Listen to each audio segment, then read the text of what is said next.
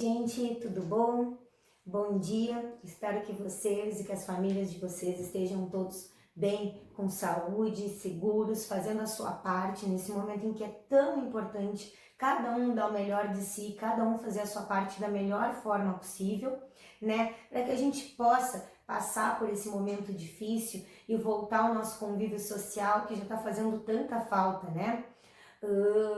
Então a gente segue por enquanto, né, com as nossas aulas à distância, com a manutenção do nosso calendário acadêmico, com a manutenção das nossas atividades acadêmicas da melhor forma possível.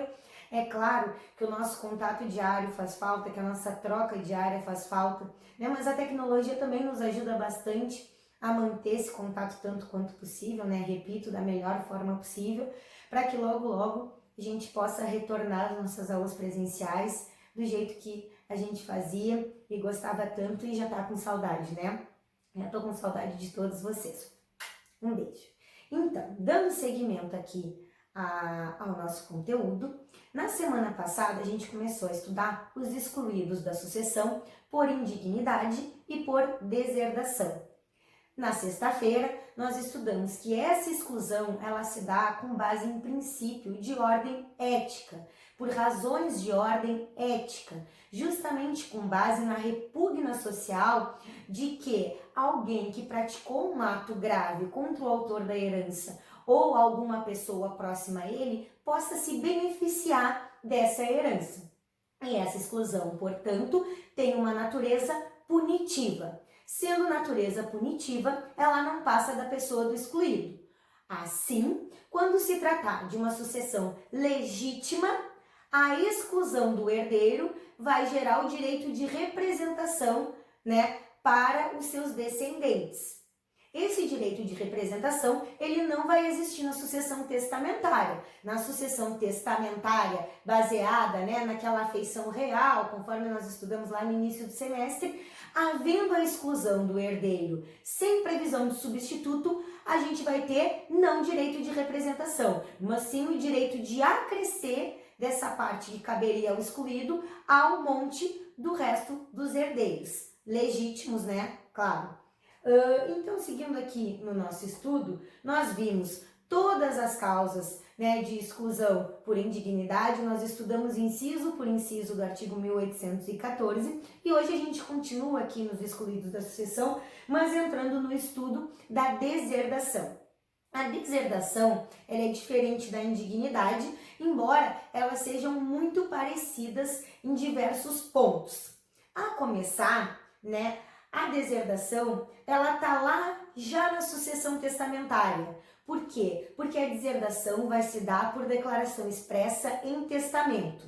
Além disso, a exclusão por indignidade, ela se dá com base lá, né, nos atos elencados no 1814, certo? A deserdação, além daquele rol do 1814, traz mais alguns, tanto de descendente por ascendente, quanto de ascendente por descendente. Então, a gente vai dar uma lida aqui no 1961 e seguintes para entender um pouco melhor essa exclusão por deserdação. 1961. Os herdeiros necessários podem ser privados de sua legítima ou deserdados em todos os casos em que podem ser excluídos da sucessão. Lá aqueles casos do 1814 que a gente já estudou, certo? 1962. Além das causas mencionadas no artigo 1814, também autorizam a deserdação dos descendentes pelos seus ascendentes, ou seja, de cima para baixo. 1. Ofensa física. 2. Injúria grave. 3. Relações ilícitas com a madrasta ou com o padrasto. 4. Desamparo do ascendente em alienação mental ou grave enfermidade. O 1963 vem dizer: além das causas enumeradas no 1814, autorizam a deserdação dos ascendentes pelos descendentes, de baixo para cima. 1. Ofensa física. 2. Injúria grave. 3. Relações ilícitas com a mulher ou companheira do filho ou do neto, ou com o marido ou companheiro da filha ou da neta. E 4. Desamparo do filho ou do neto com deficiência mental ou grave enfermidade. Então, ó, Aqui a gente vai ter a deserdação, né, dos herdeiros necessários, seja da legítima, né, ou do que lhe couber, né, com relação à herança, com base em declaração expressa feita em testamento, certo? Além das causas do 1814, o 1962 traz outras, quando se tratar dos descendentes pelos ascendentes, e o 1963 também traz as mesmas causas, né, muito parecidas, mas aí quando se tratar dos ascendentes pelos descendentes. 1964, somente com declaração expressa, já bati nessa tecla de causa, pode a deserdação ser ordenada em testamento. E por isso que ela está lá no 1961 e seguintes, porque ela vai se dar, né, na sucessão testamentária, uma vez que feita em testamento. 1965, ao herdeiro instituído ou aquele a quem aproveite a deserdação, incumbe provar a veracidade da causa alegada pelo testador. Aqui a gente também tem ação especial. Parágrafo único. O direito de provar a causa da deserdação extingue-se no prazo decadencial de 4 anos, a contar da data da abertura do testamento, não é da abertura da sucessão. É prazo decadencial de 4 anos, a contar da data da abertura do testamento, no qual há a declaração expressa da deserdação. Seguindo adiante, a gente tem que entender a diferença da falta de legitimação para suceder para a diferença, né, para indignidade ou deserdação, desculpe. Indignidade ou deserdação são causas de exclusão da sucessão e elas diferem da falta de legitimação para suceder. A falta de legitimação para suceder, ela é a inaptidão de alguém para receber a herança, por motivos de ordem geral, independentemente de mérito ou demérito. Já a exclusão por indignidade ou deserdação, nós vimos que se dá, né, com base em razões de ordem ética, ela tem natureza punitiva.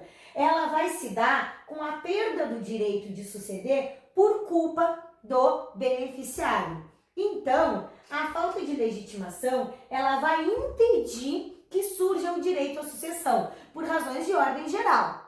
Já a exclusão por indignidade ou deserdação, ela não vai fazer com que não surja o direito à sucessão. Há o direito à sucessão, mas as causas de exclusão por indignidade ou deserdação vão obstaculizar a conservação dessa herança. Certo? Deu para entender a diferença de um para outro? E aí, os que não têm legitimidade para suceder estão lá no 1801 e seguintes. Olha só o que diz o 1801. Não podem ser nomeados herdeiros ou legatários, ou seja, não tem legitimação para suceder. 1. A pessoa que, a rogo, escreveu o testamento, nem o seu cônjuge ou companheiro, ou seus ascendentes e irmãos. 2. As testemunhas, do testamento. 3. O concubino do testador casado, salvo se este, sem culpa sua, estiver separado de fato do cônjuge há mais de 5 anos. E 4. O tabelião civil ou militar, ou o comandante ou escrivão, perante a quem se fizer, assim como que fizer ou aprovar o testamento.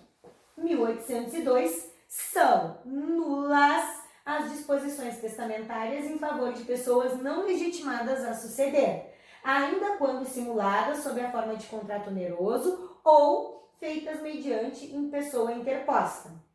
Parágrafo único. Presumem-se pessoas interpostas, que também, né, vão gerar a nulidade ainda quando simulada na forma de contrato oneroso, os ascendentes, os descendentes, os irmãos e o cônjuge ou companheiro do não legitimado a suceder. Então, o próprio parágrafo único do 1802 vem dizer quem são essas pessoas interpostas, certo? Então, aqui a gente viu bem a diferença da exclusão por indignidade ou deserdação com natureza punitiva e que vai obstaculizar a conservação da herança para a falta de legitimação para suceder, que são pessoas que sequer, né, têm o direito de participar dessa sucessão. Aqui não há o direito de suceder, certo? São bem diferentes, embora, né, com pontos, com nuances parecidas. Seguindo adiante, a gente tem que entender como é que acontece esse procedimento para a exclusão. O procedimento para a exclusão, ele está lá no 1815 do Código Civil, que diz: a exclusão do herdeiro ou legatário, em qualquer desses casos de indignidade, será declarada por sentença. Nós vimos isso na aula passada. Parágrafo 1º, o direito de demandar o herdeiro ou legatário extingue-se em 4 anos, aqui contados da abertura da sucessão. Por quê? Porque aqui a exclusão, o 1815 está falando da exclusão por indignidade. Na hipótese do inciso 1 do 1814, homicídio doloso contra a vida, pode ser autor, coautor ou partícipe, e inclusive na forma tentada, o MP tem legitimidade para demandar a exclusão do herdeiro ou legatário. Portanto, a exclusão do indigno depende de ação especial intentada por quem tem interesse nisso, certo? Sendo decretada por natureza de sentença, de natureza declaratória, né? Nós vimos isso lá na aula passada. Então, por pior que tenha sido o ato praticado pelo indigno, a sua exclusão não vai ser automática. Nós vimos um dos pressupostos dessa exclusão é justamente a sentença declaratória. Quem então vai ter a legitimidade para ingressar com essa ação de exclusão do herdeiro? Bom, essa matéria aqui, ela é uma matéria de interesse privado, mas, né, segundo a maior parte da doutrina, quem vai ter legitimidade para ingressar vai ser quem tiver interesse, quem for ser beneficiado, sendo que o parágrafo 2º do 1815 também dá legitimidade ao Ministério Público nos casos do inciso 1º do 1814, ou seja, quando houver a prática ou tentativa de homicídio doloso, sendo, né, esse suposto excluído autor, coautor ou partícipe, certo? Se o interessado, Juliana, for menor de idade, bom, quem não tiver capacidade, né, os menores, portanto, eles vão ser representados pelos seus representantes legais que podem intentar com essa ação, né, em nome do menor. Se não tiverem outros herdeiros, se o excluído for o único herdeiro existente, alguém tem legitimidade para pleitear a sua exclusão? Tipo aqueles casos de novela, sabe? O único herdeiro vai lá e mata o autor da herança para ficar milionário e tananã. Como é que acontece? Se ele é o único herdeiro vivo, ninguém mais pode pleitear sua exclusão? Não. Se ele for o único herdeiro vivo, 1844, a legitimidade vai ser do município, do Distrito Federal ou da União. O que diz o 1844? Não sobrevivendo cônjuge ou companheiro, nem parente algum sucessível, ou tendo um deles renunciado à herança, esta se devolve ao município e ao distrito, ou ao Distrito Federal, se localizado nas respectivas circunscrições, ou à União, quando situada em território federal. Território federal nós não temos mais, portanto, a legitimidade, caso não existam outros herdeiros, vai ser do município ou do Distrito Federal, a depender da localização dos bens. Por quê? Porque eles têm interesse. Se não houver outros herdeiros, essa herança vai para o domínio do Distrito Federal ou dos municípios, certo? Seguindo adiante, qual vai ser o rito dessa ação de exclusão? Bom, o Código Civil, ele silenciou. Ele não disse qual seria o rito dessa ação. Mas é claro, a gente entende que vai ser o rito ordinário, justamente em razão da complexidade da causa, né, e de toda a prova que essa causa demanda. O Gonçalves, né, inclusive diz isso. A gente entende com base, né, no que é defendido pelo Gonçalves. Claro, não vamos deixar de referenciá-lo. Bom, quem é que vai figurar no polo passivo dessa ação? Obviamente, o imputado. E como a culpa não se transmite, nós vimos como aqui a gente tem uma exclusão com natureza punitiva, os efeitos dessa exclusão não vão passar para os seus descendentes. Então, não vai caber ação de indignidade, por exemplo, caso esse indigno, em que pese tenha praticado algum dos atos lá do 1814 já tenha falecido. Porque se ele já faleceu e a pena não pode passar da pessoa dele, não há que se falar em indignidade e na sua exclusão. certo? Aí a gente vai direto para o direito de representação de seus descendentes. Observação. Ok, a gente já viu. Se o suposto, né, excluído, ele falece antes dessa ação de exclusão, bom, a pena não passa da pessoa dele, vai para os descendentes. Ótimo. Mas, se ele falece no curso da ação, já está em curso uma ação para sua exclusão e ele falece no meio dessa ação. Bom, né, com base no princípio da personalidade da culpa e da pena, a gente vai ter a extinção dessa ação, pois nós vimos aqui não se transmite a culpa, né, do excluído, as penas a serem suportadas por esse excluído para os seus descendentes, tá? A indignidade, destaco mais uma vez, só vai produzir efeitos depois de declarada por sentença transitada em julgado. Antes disso, a gente não tem a exclusão. A sentença declaratória é pressuposto da exclusão, né? E essa exclusão, como nós vimos por ter natureza punitiva, não vai passar da pessoa do excluído. Portanto, ele falecendo antes de ser excluído, seja antes do ingresso da ação de exclusão, seja durante, né, a tramitação dessa ação, essa exclusão não vai se dar. Outra observação importante, o prazo é decadencial. Para demandar a exclusão por indignidade, decadencial de 4 anos da data da abertura da sucessão, decadencial de 4 anos da data da abertura do testamento, quando for uma exclusão por deserdação. Seguindo adiante, para a gente, né, fechar com chave de ouro o estudo dessa exclusão, a gente tem que, de novo, ver os efeitos, e agora ver um por um dos efeitos dessa exclusão. Então agora a gente vai ver coisas que a gente já falou, né? Mas é para fixar mesmo, para a gente entender, compreender da melhor forma esse conteúdo que é tão importante. Então vamos lá. Efeitos da exclusão. Quais são os efeitos da exclusão? O primeiro grande efeito é que a exclusão, ela tem efeitos pessoais. Está lá no 1816. São pessoais os efeitos da exclusão. Os descendentes do herdeiro excluído sucedem como se ele morto fosse antes da abertura da sucessão. Parágrafo único. O excluído da sucessão não terá direito, óbvio, ao usufruto e à administração dos bens que a seus sucessores couberem na herança, nem a sucessão eventual desses bens. Nós, inclusive, lemos um julgado, acho que foi do Tribunal de Justiça aqui do Rio Grande do Sul na aula passada sobre isso, né?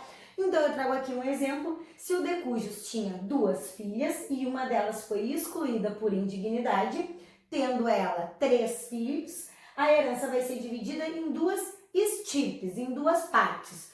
Uma vai para a filha que não foi excluída e outra vai para os filhos da que foi excluída, certo? Que vão herdar aqui por representação, porque a pena não vai passar da excluída. Sendo que, com base no parágrafo único, essa excluída não vai poder ter o usufruto, aquele usufruto legal que os pais têm sobre os bens dos filhos menores, enquanto, né, em vigor o poder familiar, e nem a administração desses bens. Porque, óbvio, aí ela vai estar igualmente se beneficiando, e o que a gente não quer, né, o motivo de ordem ética que fez com que ela fosse excluída era justamente que ela não tirasse proveito dessa herança. Importante.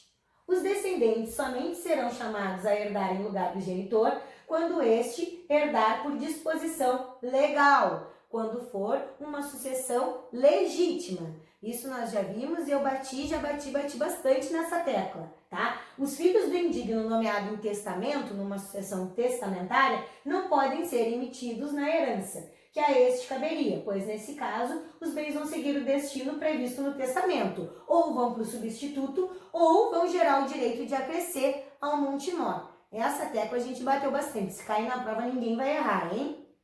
Sendo o indigno, né, o único da sua classe, o que vai ocorrer? A gente vai deferir a sucessão para a classe seguinte e aí não vai ser direito de representação. Aí as pessoas, né, os descendentes dele vão herdar por direito próprio.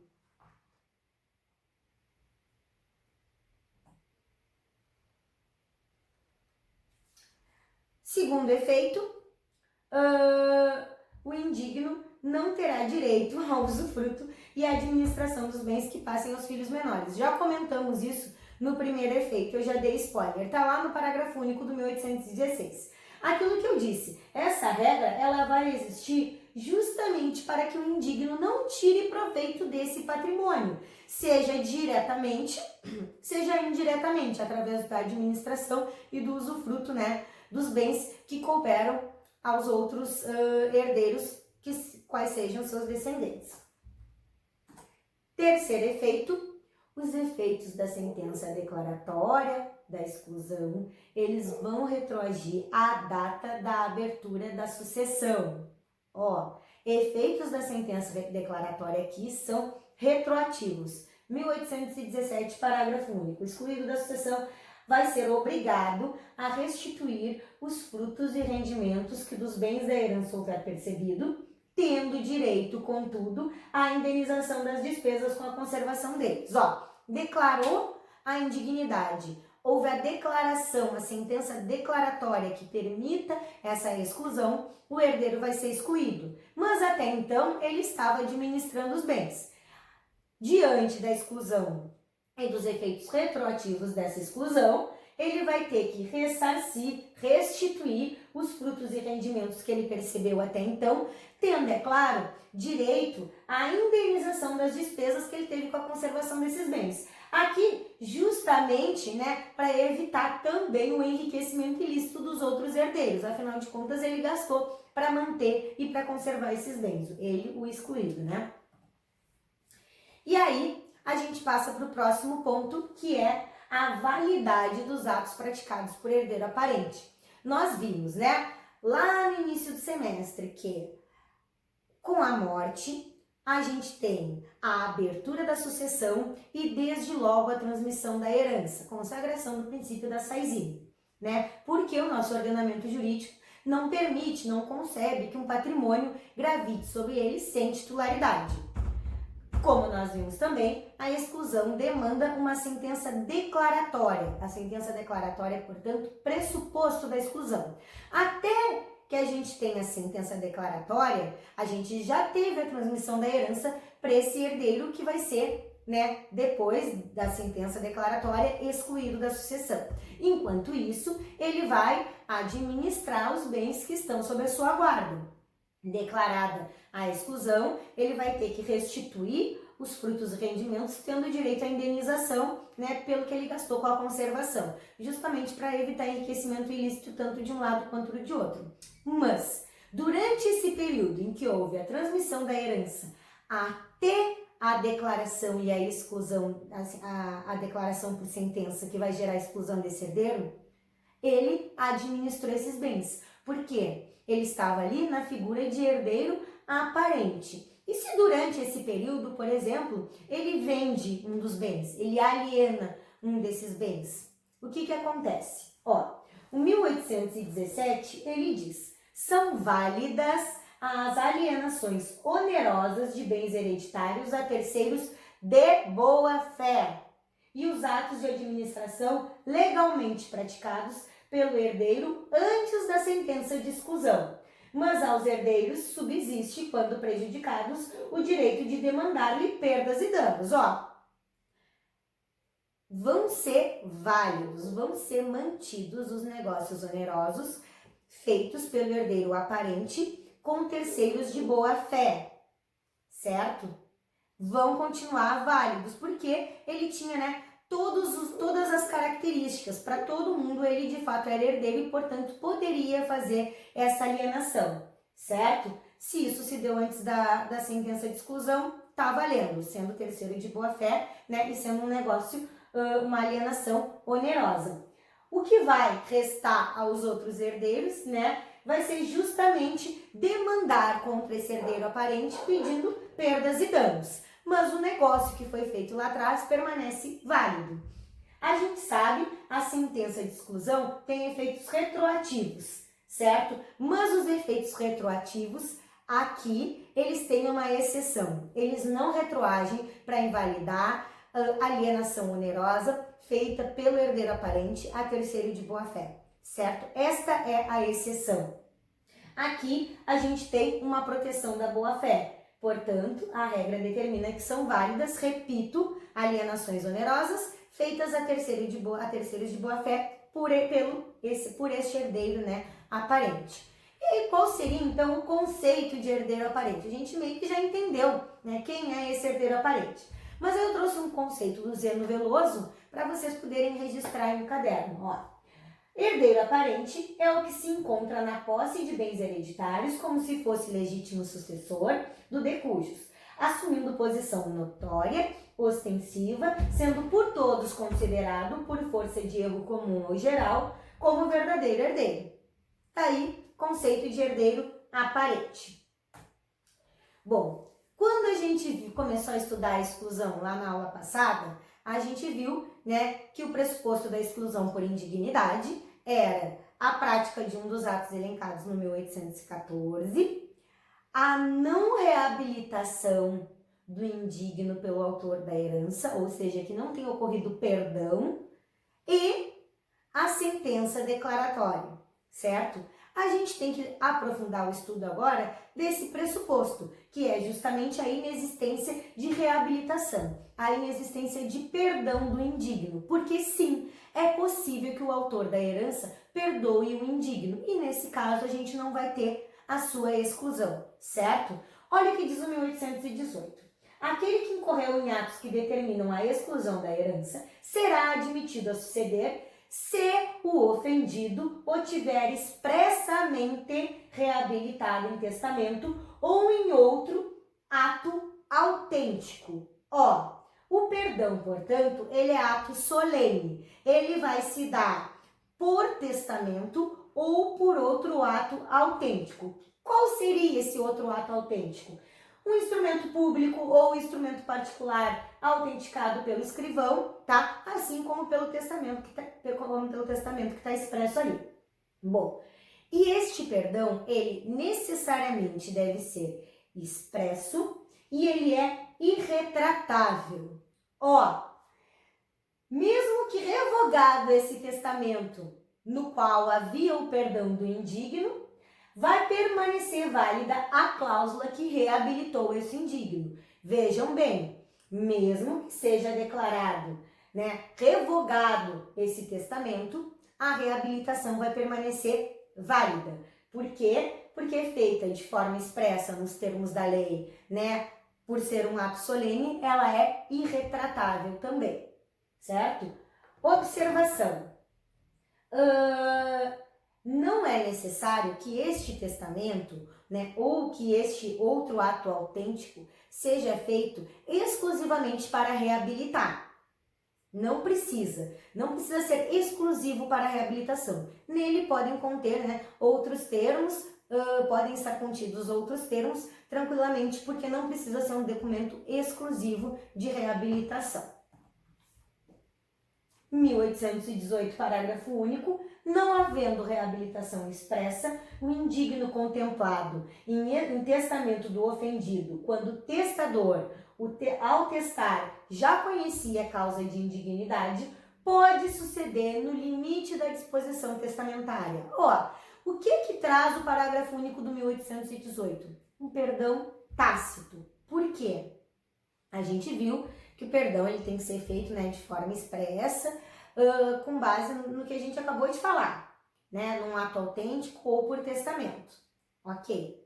O parágrafo único do 1818, ele vem dizer que se ao testar a pessoa já sabia, né, da prática daquele ato que causaria indignidade, já sabia, né, dessa possibilidade de exclusão por indignidade e ainda assim testou, esse testamento vai valer no limite das disposições testamentárias para este indigno, certo? Repito, nulo o testamento que contém o perdão, aqui ele não vai ter efeito, certo? Porque, salvo se tiver sido adotado a forma pública, quando poderá ser utilizado, né, como um ato autêntico. Deu para pegar a diferença aqui? E aí, para concluir e fixar essa diferença, né, da exclusão por indignidade para a exclusão por deserdação, eu trouxe um quadrinho, ó. Fixando. A indignidade, ela é matéria de sucessão legítima e testamentária, nós vimos. A diferença é que na legítima a gente vai ter direito de representação e na testamentária direito de acrescer. As hipóteses de indignidade vão servir para deserdação, porque as hipóteses de indignidade estão lá no 1814, certo? Então, quando a gente foi lá ler o 1962 e 1963, ambos dizem: além das causas previstas no 1814, também podem gerar a exclusão por deserdação. Então, aqui, ó, as hipóteses de indignidade também servem para cá. São aquelas lá do 1814. E a exclusão por indignidade, ela vai se dar a pedido de terceiros interessados ou do MT, no caso do inciso 1 do 1814. A prática, né, da forma tentada ou consumada de homicídio doloso contra a vida, sendo, né, autor, coautor ou partícipe, né? Lembram disso? A gente viu isso com cuidado e carinho na aula passada. Aí a gente viu que também entram aqui infanticídio e induzimento ao suicídio. Vocês devem ter visto com a professora Marina, né? E com a confirmação aqui da sentença declaratória transitada em julgado, pressuposto da exclusão por indignidade. O prazo é decadencial de 4 anos da abertura da sucessão. Já a deserdação, ela é matéria de sucessão testamentária, por isso que ela está lá no 1961, porque ela vai se dar pelo testamento. E aqui a gente tem hipóteses de exclusão por deserdação que não alcançam a indignidade. São aquelas do 1962, desculpem, e do 1963. Aqui, a deserdação vai ser realizada por testamento, com expressa declaração da causa e posterior confirmação por sentença. Deu para pegar a diferença? Podemos seguir adiante? Vou fazer aqui um intervalinho, né? Para o vídeo não ficar grande, e aí na próxima parte da aula a gente vai entrar na premoriência, né? Que também não deixa de ser uma exclusão da sucessão, certo? Até daqui a pouco. Peguem aí um cafezinho para a gente seguir firme aqui. Beijo!